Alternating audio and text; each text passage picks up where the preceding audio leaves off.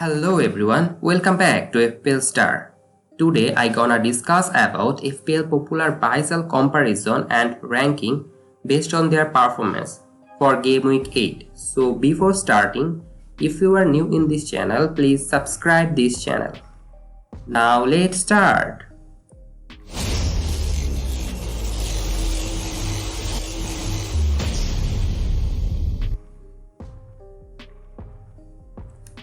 If you don't have Cancelo in your team, then Cancelo should be your first priority because City defense is so good, and I think Cancelo is the best replacement for Alexander-Arnold, and that's why you should go for Cancelo.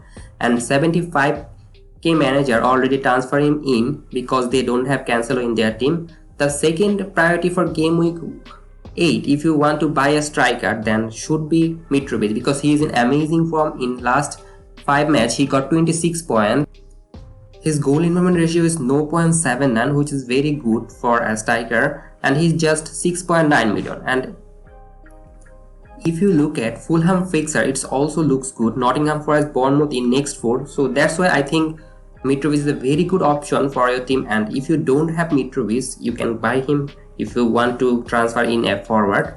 The third priority should be Trippier from Newcastle because Newcastle defense looks good and Trippier is in great form and he looking advanced in attacking third when he plays. So that's why I think Trippier is a very good option and he is a nailed player for Newcastle. And if you look at his goal involvement ratio is 0.21 for a defender, which is very good, and he is just 5.2 million. And that's why I think you should buy for a Newcastle defender because a lot of defender in your team can be blanked for game week 8. Like if you have Brighton defense, then you can upgrade him with Trippier, or Chelsea defense like Cucurella, then you can go for Trippier. The fourth option I think is Isak, and if you want to go for a differential player, then Isak is a very good differential because if you look at his fixture, it's amazing, but there is slight concern about things that if Wilson get fit, what will happen for Isak, and he is not proven in EPL. He's a very good striker, I know, but he is not proven in EPL, and that's the thing you should consider.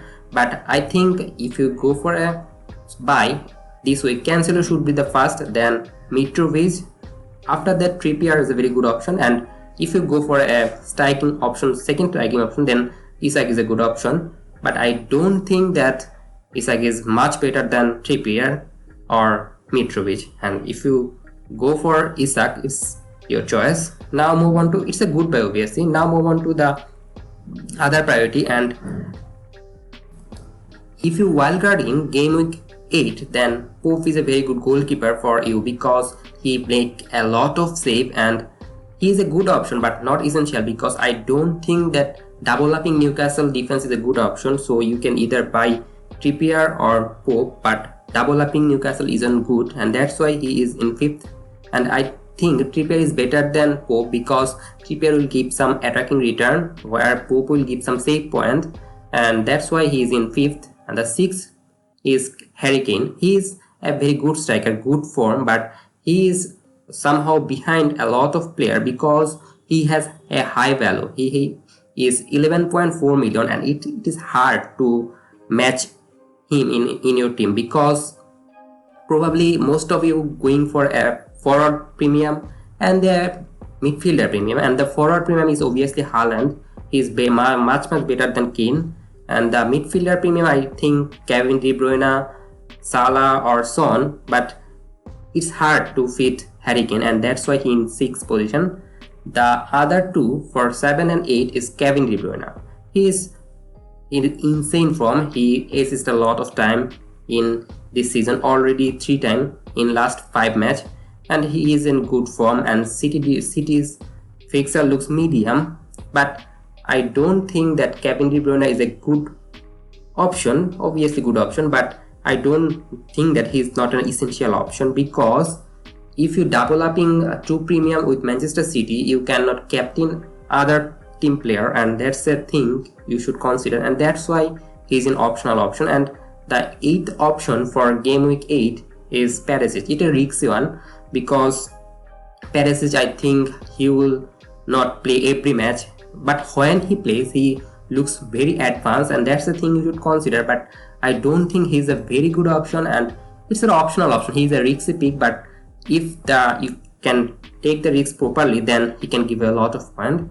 The other two are Gerard Bowen. His fixture looks amazing, all 4 green fixture, but he is in not good form, and that's why I think he's an optional option. It is risky, and I am thinking about him in my team, but it's a huge risk, so I don't tell everyone that you should go for it. But it's a risky option. You can take it and get some reward, or you can be very much destroyed for it. The last option people selling is Rashford. I think this one is people selling before knowing the news, and that's why people's buying Rashford. It's not a very good option because Rashford will be blanked in game week 8, and buying a game week 8 player who is blanked is not a good option, and that's why you should ignore this kind of buy. Now move on to the popular sale category, and first sale for game week 8 should be Robertson, and you need to sell him because he will blank and he is now injured of knee, and that's why he is need to be sold. The second sale should be Luis Diaz because he is a very hard run of fixer, as well as he has blank game week in 8, and also now he has a competition with Jota for his position, and all Liverpool attackers are now fit, so there is some mint tricks for Luis Diaz, and that's why I think he is a sale for your team, and it is essential now. The third and fourth option is Pascal Gross. I know Pascal Gross is in amazing form, but I put him in the sale category in the priority list because their course now change, and that will affect his form. And if you look at his fixture, it's not good. Liverpool, Tottenham is not good fixture, and that's why he is sale. And if you are selling Pascal Gross, it's a good sell because he also got blank game week. The fourth sell should be Rashford, and a lot of people buying him. I already discussed him in the buy category, but he's also in sell category because a lot of people selling him, and I think selling him is a very good option because he has some injury concern, and also he has a blank game week, and after the blank game week in game week 9 he will play Manchester City, which is a very tricky fixture, and that's why you should get rid of Rashford. Now move on to the 5th and 6th position, and Alexander-Arnold is a sell for game week 8 because Liverpool defense doesn't looks good, and they have a blank game week. Their fixture run is tricky, and that's why you should sell Alexander-Arnold. You can go for Cancelo or any 5.2 million defender like Trippier, other option, but I don't think that now Alexander-Arnold is a good option for your team, and that's why you need to sell him. The 6th sell people are selling is Salah, but I argue about that because selling Salah is a risky thing because he can give any time a lot of point, and that's a risky pick.